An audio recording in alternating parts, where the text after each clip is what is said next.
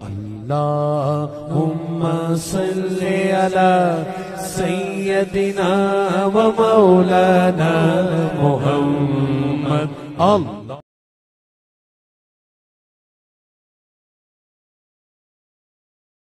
بندہ مومن اللہ کا بندہ ہے، رسول کائنات صلی اللہ تعالیٰ علیہ وسلم کا غلام ہے۔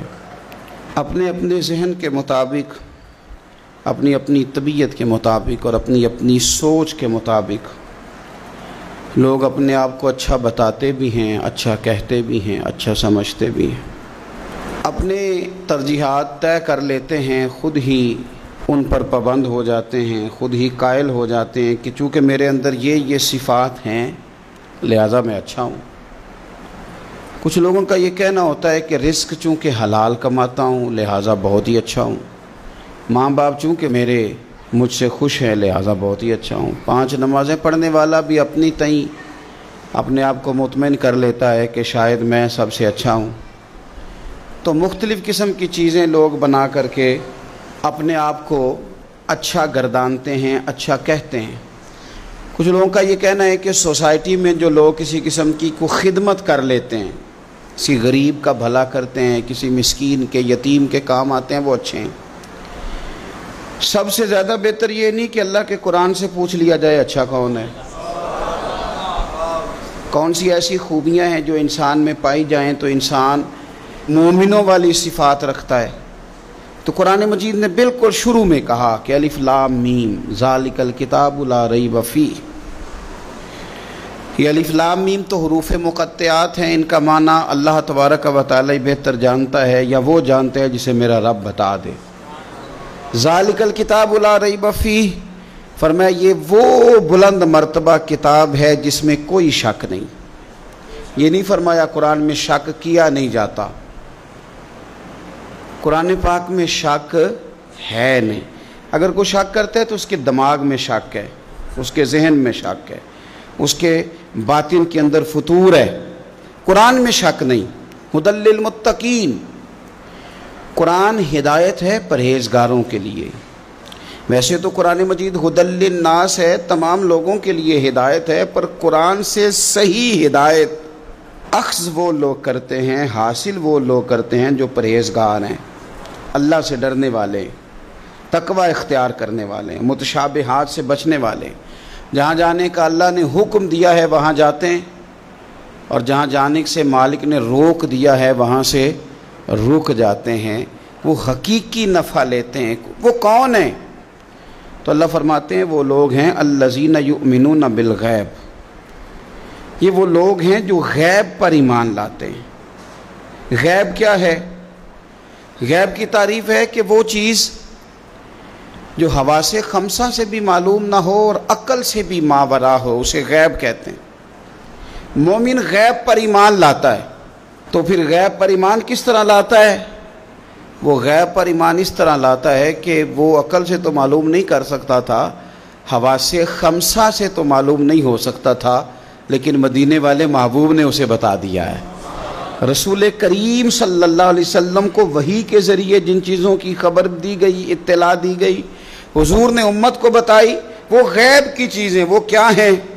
قبر، حشر، قیامت، جنت، دوزخ، فرشتے، یہ ساری چیزیں غیب ہیں۔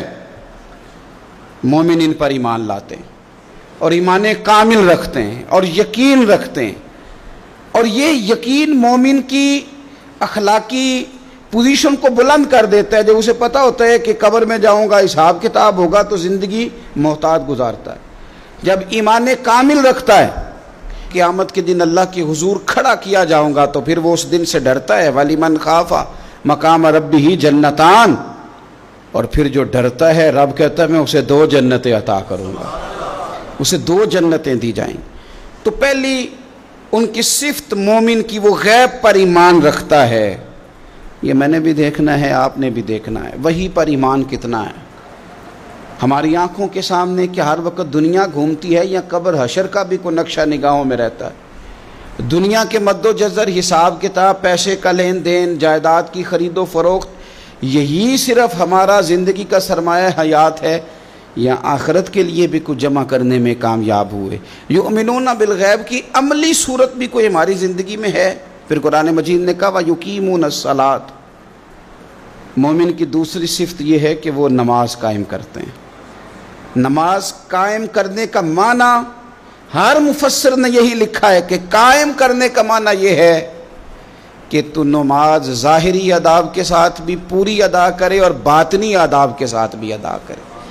تیرا لباس پاک ہو، جگہ پاک ہو، نماز کا وقت موجود ہو، نیت تیری حاضر ہو، یہ ظاہری آداب ہیں، اور تیرا باطن نماز کے ساتھ جڑا ہوا ہو۔ تو اپنے قلب سے، روح سے اپنے مالک کی بارگاہ میں حاضر ہو۔ کس طرح؟ خود میرے کریم محبوب علیہ السلام نے بخاری مسلم میں وضاحت کر دی، فرمایا رب کی عبادت اس طرح کرو کہ تم اسے دیکھ رہے ہو، اور اگر یہ نہیں ہو سکتا تو اتنا ہی کر لو کہ وہ تمہیں دیکھ رہا ہے۔ اس کیفیت کے ساتھ آپ نماز پڑھتے ہیں تو باطنی آداب بجا لاتے ہیں۔ پھر فرمایا وَمِمَّا رَزَقْنَاهُمْ يُنْفِقُونَ، جو ہم نے انہیں دیا ہے اس میں سے ہماری راہ میں خرچ کرتے ہیں۔ اللہ کی بارگاہ میں صدقات، خیرات، زکوٰۃ، ان کے ساتھ رب کا قرب حاصل کرتے ہیں۔ اللہ نے جو تقسیم رکھی ہے کہ بعض کو مالک امیر بنا دیتا ہے، بعض کو غریب بنا دیتا ہے، تو وہ پھر صدقات کو ٹیکس نہیں سمجھتے، وہ کسی کو دینے میں بوجھ محسوس نہیں کرتے، وہ سمجھتے ہیں یہ تو مالک کی تقسیم ہے، میرے اس نے ذمہ لگایا ہے، میں نے دینا ہے۔ وہ سمجھتے ہیں کہ اللہ تبارک و تعالیٰ نے فضل کے ساتھ میرے ذمہ لگایا تھا کہ میں جاؤں اور اللہ کے کچھ بندوں کو میں اللہ کے دیے ہوئے رزق سے دوں۔ کچھ مفسرین نے یہاں بات کو اور کھولا ہے، وہ کہتے ہیں رزق سے مراد ہے جو بھی اللہ نے دیا ہے۔ پیسے دیے ہیں تو وہ اللہ کے رستے میں دے، علم دیا ہے تو اسے بانٹے۔ اگر کسی کو اللہ نے معرفت دی ہے تو اپنے فیض سے لوگوں کو قریب کرے اللہ کے، وہ پھر وہ علم آگے بانٹے، وہ تقسیم کرے۔ تیرے پر جو کچھ بھی ہے نا دیا ہوا تو رب کا ہے، تو نہ بچا بچا کے تو رکھ اسے، تیرا آئینہ ہے وہ آئینہ، شکستہ ہو تو عزیز تر ہے نگاہ آئینہ ساز میں، تو اسے بانٹنا شروع کر، تو دینا شروع کر۔ اور لوگوں کا خیال ہوتا ہے کہ بانٹنے سے کم ہوتا ہے، نہیں، بانٹنے سے بڑھتا ہے۔ کنویں سے سارا پانی نکال لو تازہ آ جاتا ہے، شرط یہ ہے کہ سارا نکل جائے۔ آپ علم جتنا بانٹتے ہیں اتنا یہ بڑھتا ہے۔ آپ جب بات کر رہے ہوتے ہیں، علم دے رہے ہوتے ہیں، تو وہ صرف دوسروں پر اثر تو نہیں کرتی، جب آپ بات کرتے ہیں تو آپ کی بات آپ پر بھی اثر کرتی، تو آپ کا علم بانٹنے سے مضبوط ہوتا ہے، وہ دینے سے بڑھ جاتا ہے۔ اس لیے حضرت مولا علی شیر خدا رضی اللہ تعالیٰ عنہ فرمایا کرتے تھے کہ علم مال سے بہتر ہے، مال کی حفاظت کرنی پڑتی ہے اور علم بندے کی حفاظت کرتا ہے، وہ اس کے گرد حصار بنا دیتا ہے۔ حفاظت جو اللہ نے تجھے دیا بانٹ اس کے رستے میں۔ پھر مومنوں کی صفت بیان کی، ایک تو یؤمنون بالغیب، غیب پر ایمان رکھتے ہیں، وَيُقِيمُونَ الصَّلَاةَ، نماز قائم کرتے ہیں، وَمِمَّا رَزَقْنَاهُمْ يُنْفِقُونَ، جو ہم نے انہیں دیا ہے ہمارے راہ میں خرچ کرتے ہیں۔ اور پھر فرمایا وَالَّذِينَ يُؤْمِنُونَ بِمَا أُنزِلَ إِلَيْكَ، اور جو ہم نے آپ کی طرف نازل کیا حبیب، وہ اس پر ایمان لاتے ہیں۔ کتاب کو، قرآن کو سینے سے لگا کے رکھتے ہیں، اس کے ایک ایک حرف کو وہ اپنے لیے دستور حیات سمجھتے ہیں، ایمان لاتے ہیں پختہ۔ وما انزل من قبلک، اور اس پر بھی ایمان لاتے ہیں جو آپ سے پہلے نازل کیا گیا، آپ سے پہلے جو نازل کیا گیا اس پر بھی وہ ایمان لاتے ہیں۔ یعنی تورات ہے، زبور ہے، انجیل ہے، اگرچہ کتابیں بدل دی گئی ہیں پر اللہ کی کتابیں تو تھی، ان کے جو احکامات موجود تھے اس پر وہ ایمان لاتے ہیں، ایمان رکھتے ہیں۔ ایک بات اور بھی یہاں سے ختم نبوت کا مسئلہ بھی حل ہوتا ہے۔ کہا گیا ایمان دو چیزوں پہ ہے، والذین یؤمنون بما انزل الیک وما انزل من قبلک، ایک اس پر ایمان لاتے ہیں جو آپ پہ نازل ہوا، اور ایک اس پر جو آپ سے پہلے نازل ہوا۔ یہ نہیں فرمایا کہ آپ کے بعد بھی کچھ نازل ہوگا، پہلے نازل ہوا جب آپ پر نازل ہوا، آپ کے بعد کچھ بھی نازل نہیں ہوگا۔ بتا دیا قرآن مجید نے یہاں کہ ختم ہو گئی بات، رسول پاک علیہ السلام پر بات ختم ہو گئی، نبوت کا سلسلہ رب نے ختم کر دیا، زندگیاں ختم ہوئی اور قلم ٹوٹ گئے، پر تیرے اوصاف کا ایک باب بھی پورا نہ ہوا۔ ختم کر دی بات یہاں مالک نے، ختم کر دی۔ اب یہ صفات جن لوگوں میں پائی جائیں کہ ایمان بالغیب بھی ہو، نماز کا قیام بھی ہو، اللہ کے راستے میں خرچ بھی ہو، جو پہلے نازل کیا گیا اس پر ایمان ہو، جو حضور پر نازل کیا گیا اس پر ایمان ہو، تو رب کیا فرماتا ہے؟ فرمایا اولئک علی ھدی من ربہم، یہی لوگ ہیں جو اپنے رب کی توفیق سے ہدایت پر ہیں، اللہ کی طرف سے ہدایت پر ہیں، وَأُولَئِكَ هُمُ الْمُفْلِحُونَ، اور وہی لوگ ہیں جو دونوں جہانوں میں کامیاب ہونے والے ہیں۔